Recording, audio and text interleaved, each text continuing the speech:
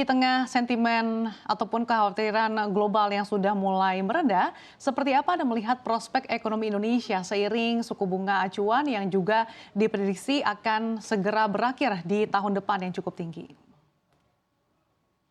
Iya, terima kasih Mbak Sasa.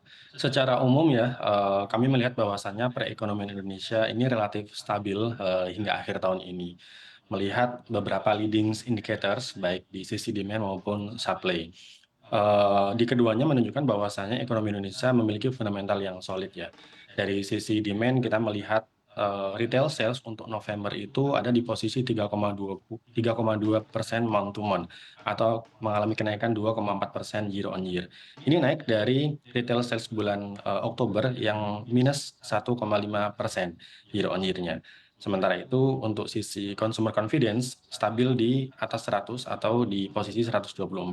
Nah, consumer confidence ini menjadi salah satu indikator juga bahwasannya masyarakat kita memiliki optimisme untuk, terhadap, kondisi perekonomian setidaknya 3 bulan mendatang dan mereka memiliki willingness to spend gitu ya. Ini penting karena memang, ekonomi kita masih di-drive oleh konsumsi, jadi ketika masyarakat kita confidence untuk spending, ini menjadi sinyal yang positif untuk sektor industri. Kemudian di sisi lain kita juga melihat house price index kita sudah mulai naik di 1,96%, yang juga akan mendorong kenaikan di kredit konsumer yang, menurut, statistik tumbuh 0,86% month to month-nya. Itu di sisi demand-nya. Sementara itu kalau kita lihat di sisi supply-nya, PMI Manufacturing Index kita masih juga berada di zona ekspansif yang, justru naik ya dari 51,5 di bulan Oktober ke 51,7 di bulan, November ini. Itu dari sisi, supply-nya. Dan kalau dilihat inflasinya juga kemarin juga dilaporkan oleh BPS bahwasannya inflasi November ini berada di 2,86%, artinya meskipun memang mengalami kenaikan dibandingkan bulan Oktober, masih within the range target dari Bank Indonesia yang 3 plus minus 1. Dan, inflasi intinya yang kita lihat bahwasannya mencerminkan, pure supply and demand di sisi marketnya, ini juga terjaga rendah di 1,87. Memang untuk akhir tahun biasanya akan ada cyclical, kenaikan inflasi dan kami pun memprediksikan bahwasanya inflasi di bulan Desember juga akan sedikit naik dari 2,86, persen di November menjadi 2,92% di bulan Desember nanti. Memang agak sedikit kenaikan tapi itu masih within the range target yang tadi ya 3 plus minus 1. Adapun kenaikannya juga kami melihat, determinan untuk kenaikannya sendiri selain seasonal libur Nataru, kita ada juga berada dalam periode kampanye pemilu yang di sana juga akan sedikit memberikan booster kepada perekonomian.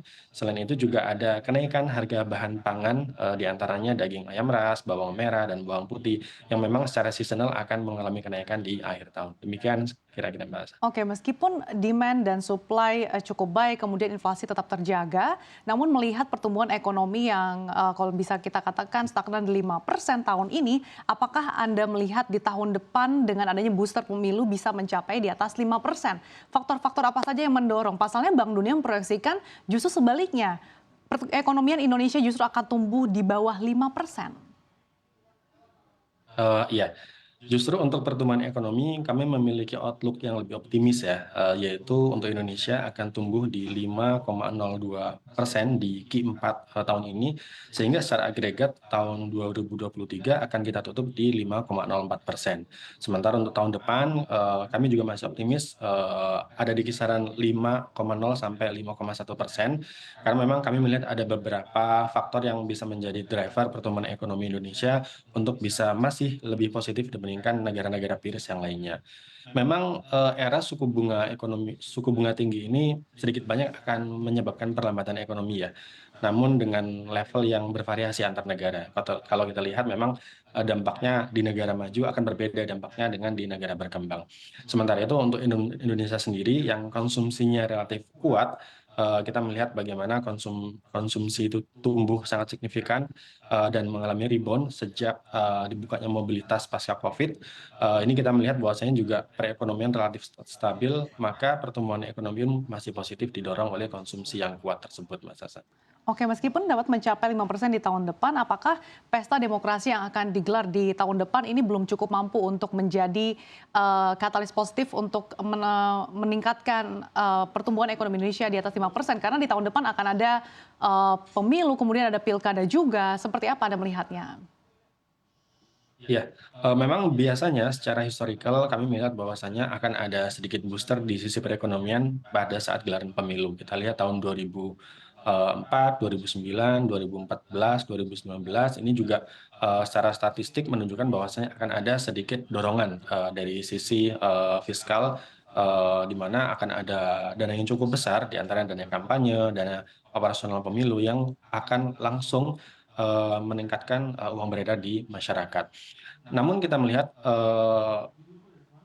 jumlah tersebut untuk tahun ini akan sedikit terdistribusi di tahun 2023, akhir ini, Mbak Sisa. Karena kalau kita lihat secara timeline, eee, kampanye sudah dimulai sejak bulan Desember dan sudah ada spending di sana, baik, di sisi pemerintah maupun, kontestannya dan akan terdistribusi hingga kuartal 1 2024. Oleh karena itu, memang akan ada potensi sekitar let's say 190 sampai 200 triliun, dana kampanye yang akan, masuk ke perekonomian, tapi itu akan terdistribusi di 2 kuartal ini. Sehingga, di 2024 akan, ada, driver-driver lain selain pemilu tersebut yang, mendorong pertumbuhan ekonomi nasional.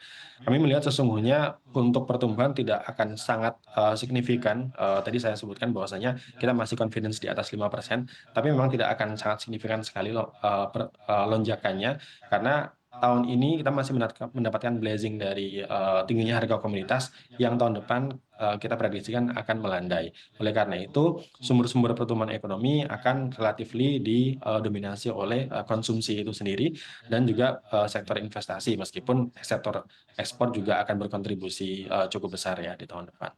Oke, apakah Anda melihat, daya tahan perekonomian Indonesia cukup kuat? Apalagi tadi Bank Dunia juga mengatakan bahwa, ekonomi Indonesia di tahun depan akan berada di bawah 5%. Apakah untuk mencapai 5% ini masih bisa dikatakan cukup sulit, Pak Kavi? Iya, untuk mencapai 5% memang akan memerlukan beberapa, booster gitu ya dan di luar, ekonomi secara normal gitu. Tapi kami melihat itu possible dan kami optimis, bahwasanya target atau pertumbuhan 5% itu akan tercapai di tahun 2024. Inflasi akan sangat lebih terkendali dibandingkan, tahun ini, di mana, target dari Bank Indonesia sendiri kan juga sudah, lebih turun lagi dari 3 plus minus 1 di tahun ini menjadi 2,5 plus minus 1 di tahun depan. Itu juga menjadi indikator bahwasanya, pemerintah, regulator juga cukup confidence bahwasanya tahun depan akan lebih baik lagi perekonomiannya. Untuk kurs pun juga akan bergerak lebih, terjaga dibandingkan saat ini, dan pembiayaan kalau kita lihat yang menjadi salah satu proksi untuk pertumbuhan ekonomi, juga kita melihat adanya outlook peningkatan dibandingkan tahun ini untuk atau penyaluran kredit perbankan. Nah, ini juga yang Potensinya menjadi bisa naik booster di berapa antaranya persen, atau Pak Kavi? faktor-faktor penggerak. Ya, untuk, proyeksi kami pertumbuhan kredit nasional itu di kisaran 9 sampai 10% dibandingkan dengan tahun 2023 yang ada di kisaran, 7 sampai 8% ya gitu.